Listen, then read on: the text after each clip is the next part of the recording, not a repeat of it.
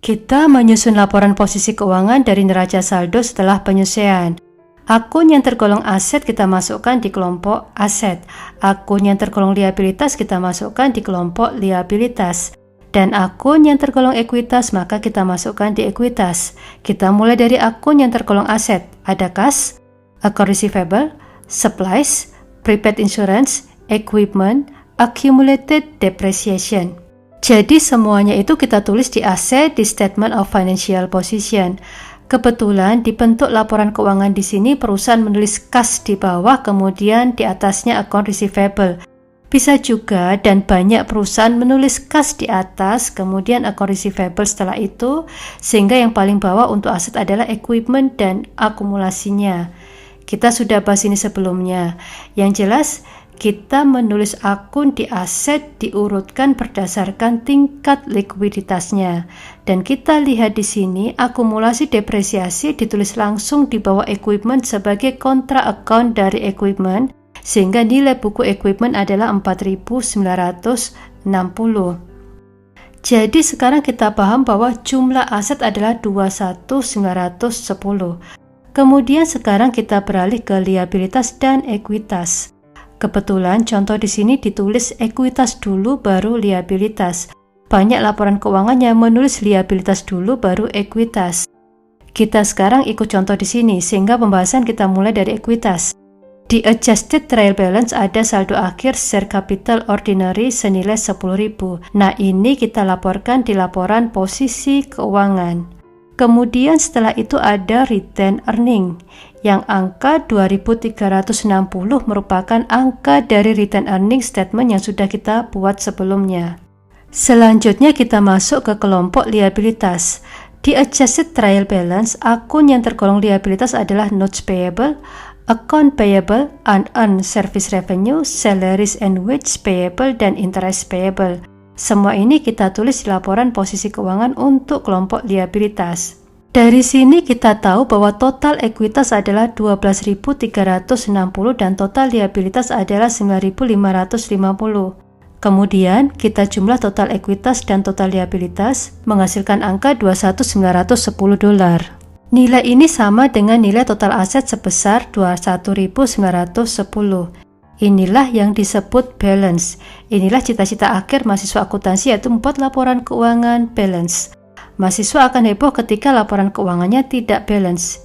Secara logika, pasti laporan kita balance jika dari awal kita menerapkan persamaan dasar akuntansi, konsep debit dan kredit, serta penjurnalan, didukung dengan ketelitian kita ketika posting dan menghitung saldo akhir.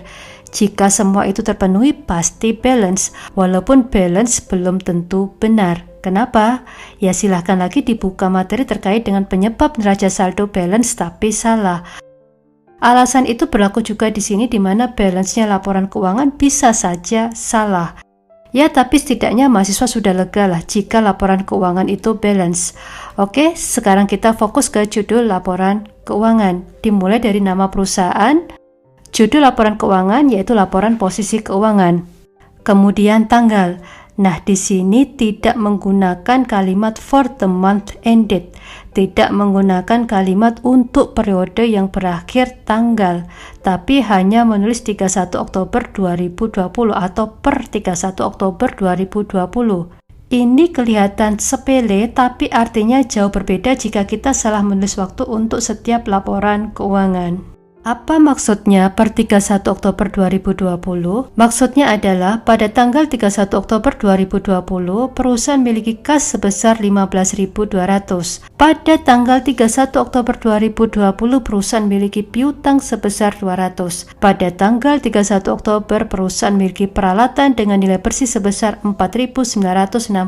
Pada tanggal 31 Oktober, perusahaan memiliki total hutang sebesar $9.550. Itu maksudnya kata per 31 Oktober atau perusahaan hanya menulis 31 Oktober, bukan menulis untuk periode yang berakhir 31 Oktober. Selanjutnya kita lihat laporan laba rugi. Jika kita salah atau mungkin malas nulis panjang untuk periode yang berakhir sampai tanggal 31 Oktober, sehingga kita hanya menulis per 31 Oktober, ini akan memberikan makna yang berbeda. Contohnya, jika kita tulis per 31 Oktober untuk laporan laba rugi, maka nanti dibacanya pendapatan jasa pada tanggal 31 Oktober adalah 10.600.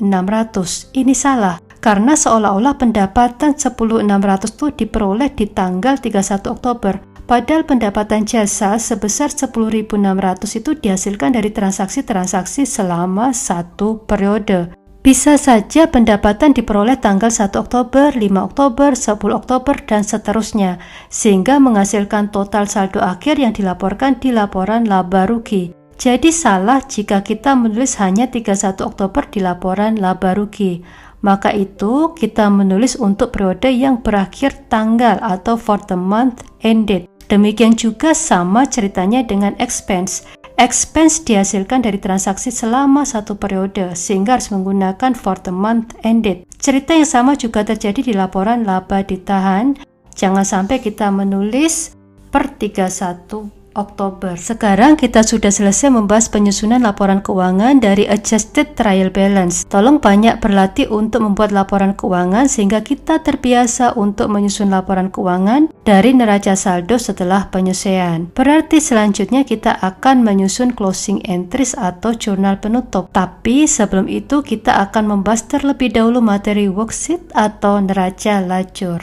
Materi neraca lajur menjadi topik video berikutnya sebelum kita membahas jurnal penutup.